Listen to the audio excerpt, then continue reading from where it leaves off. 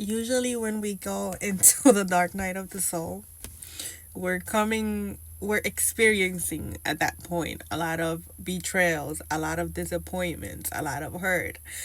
We're coming to realize that we've been lied to our entire lives, whether that would be at a personal level or at a bigger scale, right? So this can relate to what's happening with the world today, because what's happening with humanity is that we're coming to the realization that we have been living under an illusion, that we have been infatuated with lies, and that all that we think is true is actually a lie, and that truth is stranger than fiction. And so coming to that realization, and you see the grin in my face, it's because I was here and I was about to start a video, and I always consult with God before I start. So I go, God, what do you want me to share? And he's like, the first thing that comes to mind is abandonment, illusions, regret, right? And forgive me, I have a weird sense of humor. I have a weird sense of humor.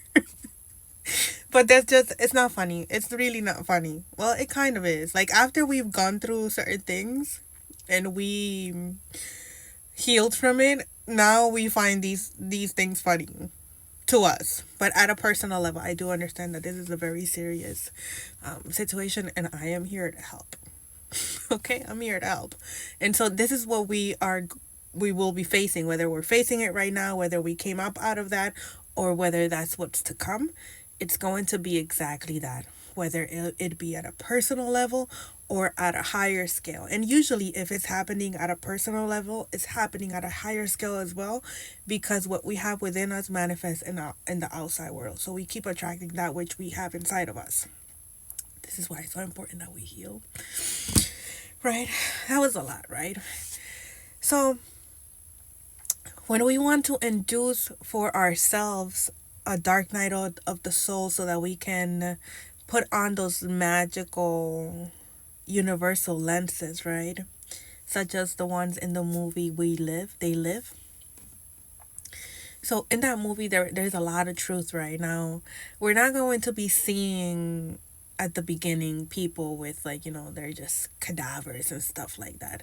But you will be able to identify the unclean spirits inside of them, which that is a reflection of that movie. We're able to identify unclean spirits as we evolve in our journey. And so we're going to come back to the beginning. What do we expect at the beginning of the dark night of the soul? We have to walk away from certain things, from everything that no longer serves us. We decide to walk away from that, and we decide to let it go.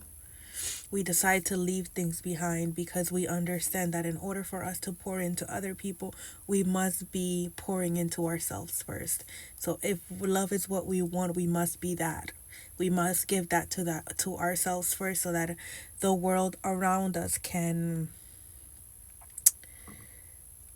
get in order, get in alignment with that which we are within. And that's just the reality for all of us. We tend to seek outside of ourselves for the things that we want, that we desire, but we must first have to remember that we have to become that in order to attract that in. And so once we have that understanding, it's a bit easier for us to do the healing work and start our journey in the process of forgiveness, in the process of letting go, in the process of detachment. And no matter what has been done to us, we can forgive and we can choose to heal and move forward, because this is now not only about the physical things in this earthly realm and this 3D realm. We understand that it's for a bigger purpose. We're speaking about our souls now, our spirits. And we understand that we are eternal beings and that we come here to have experiences, and that one of those experiences is to be able to experience contrast, right? To be able to experience the darkness per se, and then be able to incorporate that into the light. So, in order for us to be able to fulfill our purpose here and to successfully graduate from this school called Earth, we must be able to experience one darkness. So, those experiences that we are ashamed of, and we have guilt and remorse and all that stuff, that is an illusion. We are supposed to go through these things. As hard as that sounds, right? Because some of us, we've gone through tragic things, right? Things that would break anyone's spirit, right? But then here's the deal, though, we're still here. We're still here. Now, was it bad? Yes. Was it hurtful? Yes. Was it painful? Yes. Did you almost die? Yes. But did you die? You didn't die. You're still here, right? So we move on. We move on because we understand that that's part of the process of our journey towards graduating Earth School for the purpose of, saving our souls. Because one of the things that we can do while we're here is lose our souls. And the way that we do that is not as is portrayed like in the movies, where you have to go through a ritual and, sell your soul to Satan. It's basically with the choices that we make, because this is a realm of free will. And one of the things that we have are the ability to choose. We have free will, we have the ability to choose. So every time that we choose to indulge in things that are harmful for us, every time we neglect our moral compass, right? Those are that chips away the shape of our soul, the condition of our soul, until we give it away. It's like with addictions. You know how with addictions you end up, sometimes you get into addictions really bad and then you end up selling everything, right? And you start selling everything. You sell your house, you sell your belongings, you do terrible things, and you just sell it all, right?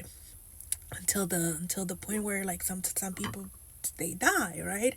And then some people, they go and they get into a program and then they start recovering it little by little, little by little. So the same way with our souls, little by little, we give it up, we give it up, we give it up, and then we have to do the work to get it back.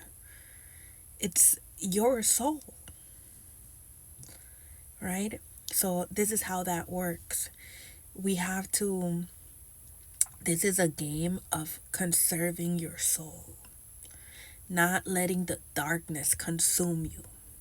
And then the other thing is that those individuals that you see throughout the world, that they don't have any emotions, that they're just out there for themselves and they don't care about anybody else, or you know they just don't have any emotions, right? Usually these people, they put on a facade, right? They pretend like they do, and they usually come around people who are empaths, and they mimic them, and then they take on their energy and they siphon their energy. But that's all behind the scenes, right? But these people that don't have any emotions, that they're just plain old, they don't care, that's not normal. That's the way to know. Like, that's also a way to measure where your soul is at. If you don't have any emotions, and you don't care about anyone or anything except yourself, if that could even be considered caring about yourself, then you have a big spiritual problem. And in this 3D, this vessel right here, your body and your earthly possessions, although they're nice and handy, and we do need them here in this earthly realm, not, I like money. I like nice things. You're not taking those things with you. So I'll be back with more.